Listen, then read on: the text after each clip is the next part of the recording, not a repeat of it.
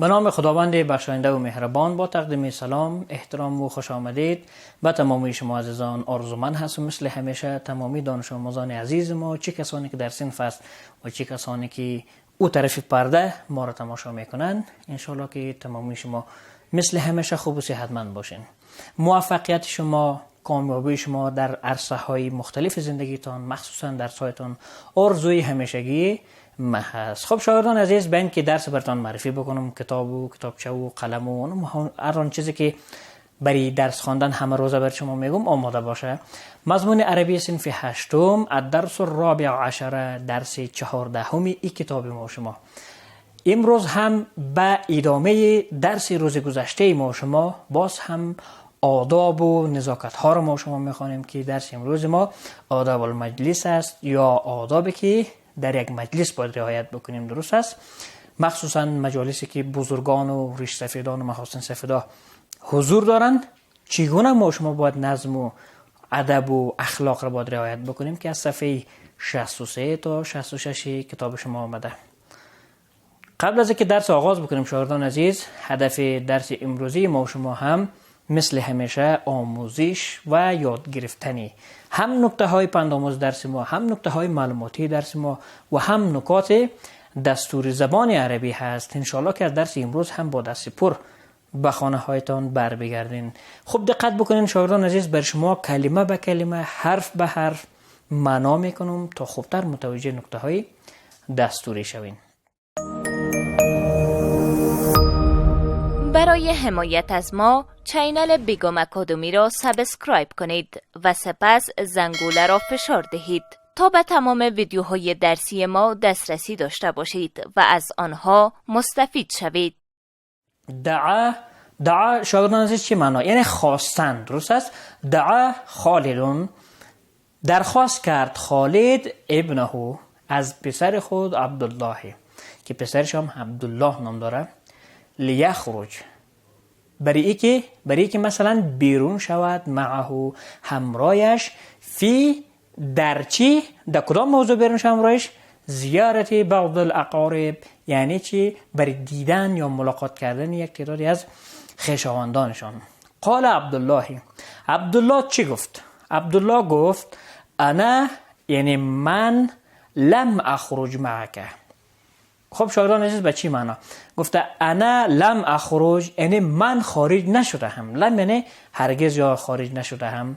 معک همراه تو، فی زیارتین، برای چی؟ برای ملاقات، قبل الیوم، پیش از این روز، یعنی قبل از این من همراه شما به خاطر ملاقات کردن خویشاوندان بیرون نشده بودم. قال الوالد، پدرش چی میگه؟ میگه ماذا تقصدو، منظور شما چی است؟ درست است؟ یعنی مقصدی از این حرفت چی هست؟ قال عبدالله چی میگه؟ میگه ما آداب و زیارتی، آداب و نزاکت های ملاقات کردن چی هست؟ قال والده، پدرش برش چی میگه؟ میگه استأذن، یعنی میگه اجازه بگیر قبل الدخول، قبل از اینکه به خانه شخصی که میخوای بری، قبل از اینکه در خانهش داخل شوی باید اجازه بگیری. اذا خرج، زمانی که خارج شد، صاحب الدار، صاحب خانه، یعنی زمانی که صاحب خانه آمد و خودت اجازه گرفتی، فسلم علیه، پس برایش چی کو؟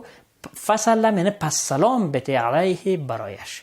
و اذا، و هنگامی که دعوت کرد تو را، یعنی از تو خواست لدخول، برای ای که مثلا داخل شوی، فدخل، پس داخل شو. فدخل یعنی پس داخل شو.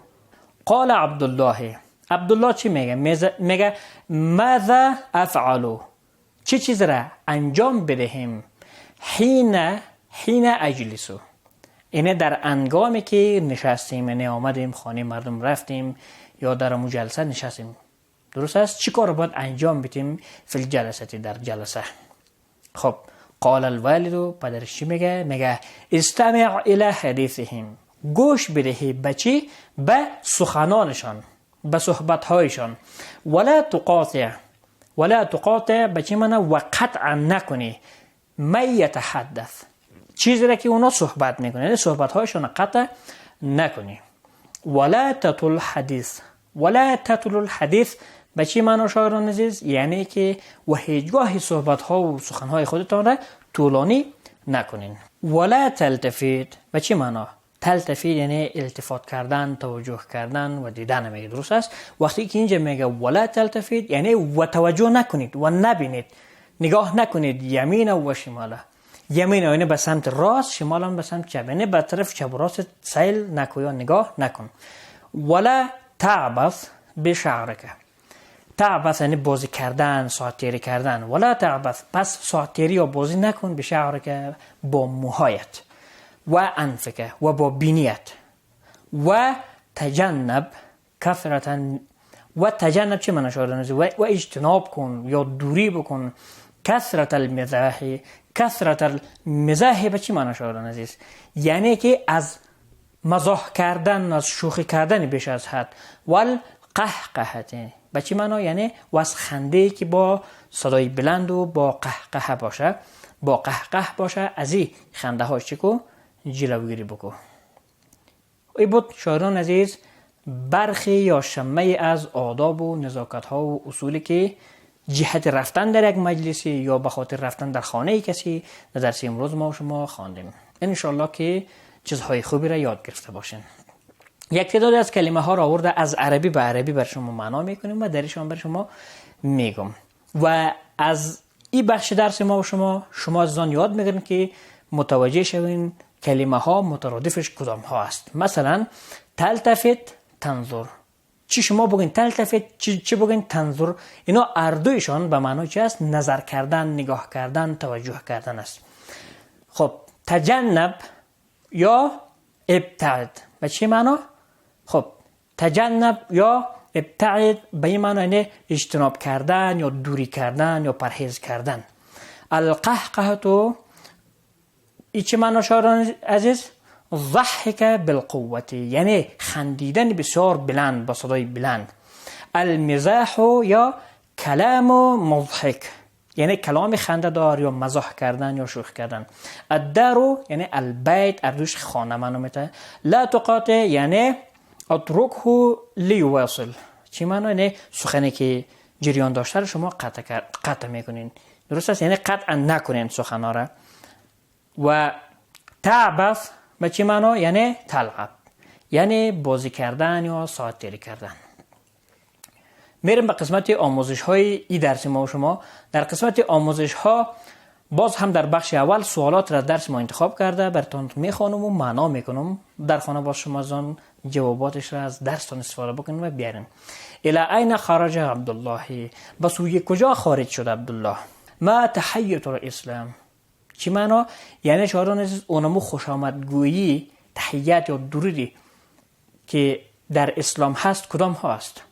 اذکر، ذکر بکنید یا بیان بکنید، ثلاثه من الاداب المجلس، سه تا از آداب مجلس را. اذکر، ذکر بکنید، ثلاثه صفات یعنی سه تا از صفات ها را یجب و ترکها که واجب است ما ترک بکنیم فی المجلس.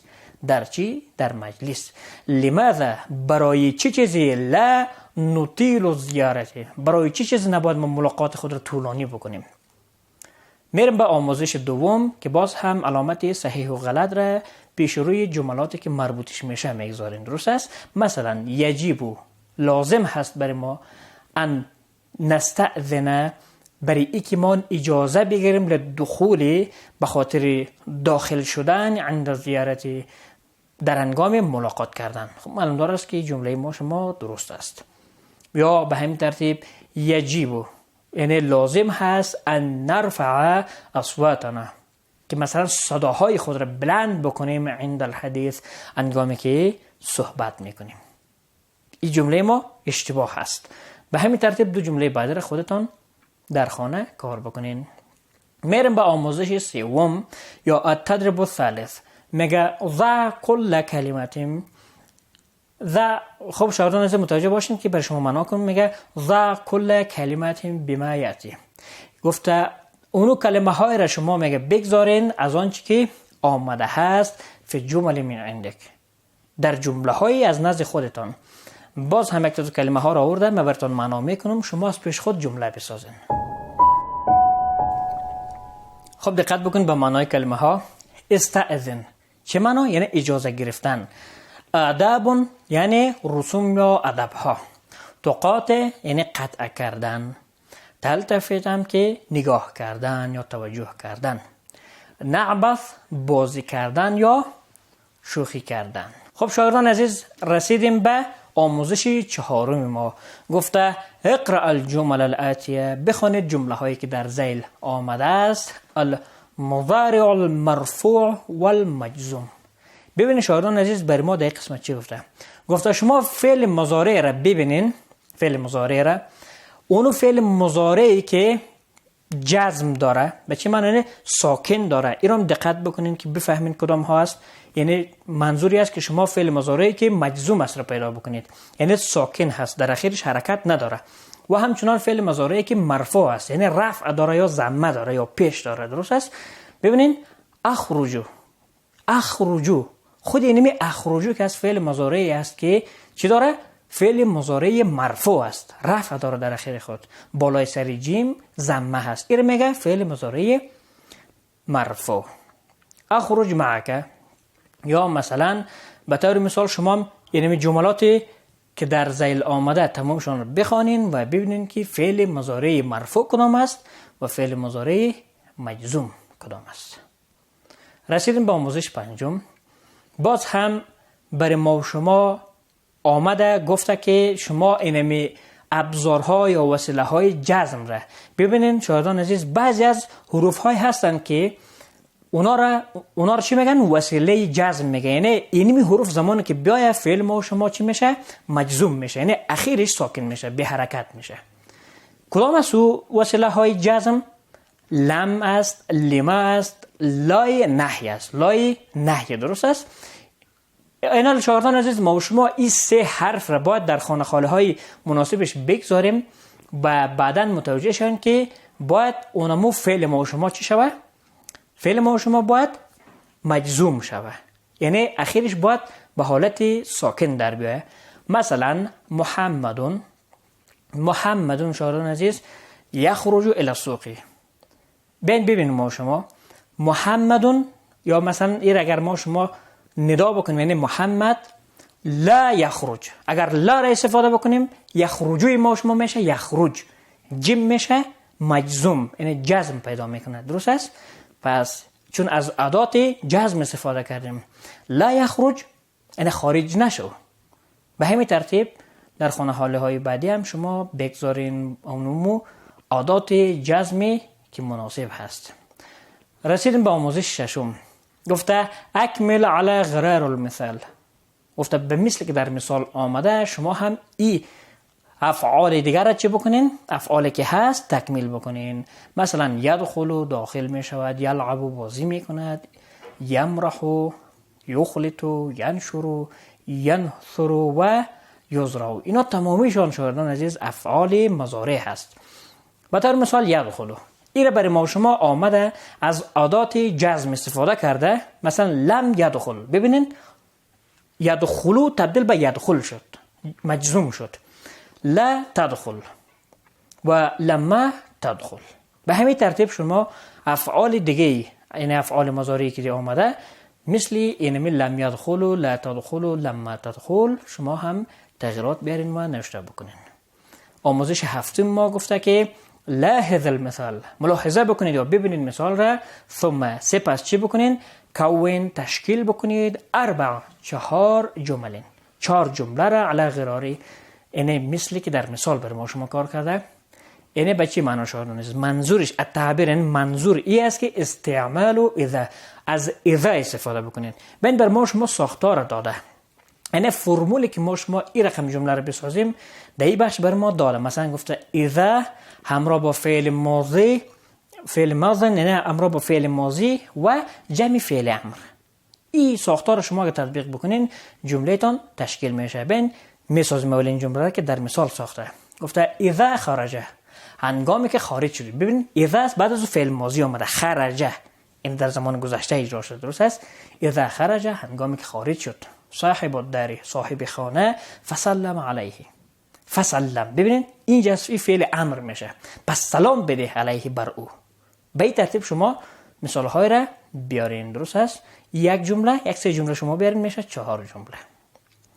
آموزش هشتم ما باز هم از ذخیره اللغویه هست یا بعضی از کلمه ها و لغات جدید با معنایشان براتون میخوانم. خب متوجه باشین که حتما حفظ بکنین. درست است؟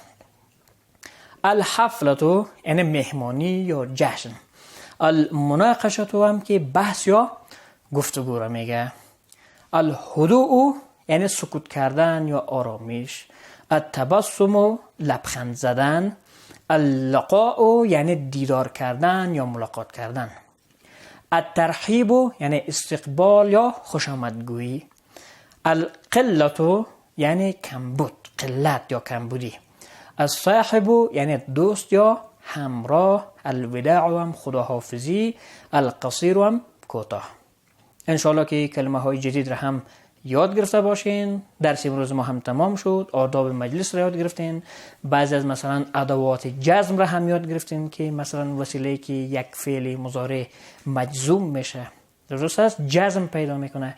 جزم در درس‌های قبلی بر شما گفته بودم، یعنی اونمو یک جنگ انداز داره ما شما، یک علامتی است که به شکل هی هگردگ ما شما میگیم. درست است؟ یا هی دنبک، مثل این هی است که در سر حروف میه، یا با آمدن این جزم حرف ما شما چی میشه؟ به حرکت میشه. این میگه جزم و او حرفی که این علامت را داره مجزوم گفته میشه. رسیدیم به کارخانگی یا الواجب المنزلی. کتابچه و قلم آماده باشه. راهنمای کارخانگی ما شما چه قسم راهنمایی شده خوب متوجه باشین. اکتب یعنی بنویسید 3 اسطر، 3 خط. درست است؟ اسطر که یعنی سطر معنا میده یا خط. 3 خط نوشته بکنین عن از چی؟ از آداب المجلس، از آداب و نزاکت های مجلس را من خلال فهم کل درس، از اونمو اندازه و اونمو میزان فهمتان که از درس برس آوردین شما یک 3 خط نوشته میکنین در مورد آداب مجلس. تا درس آینده و جلسه بعدی و موضوعات جدید بعدی شما رو به خداوند یکتا و به همتا میسپارم. خداوند یارو. قبل از آغاز درس بعدی وقفه کوتاه میگیریم.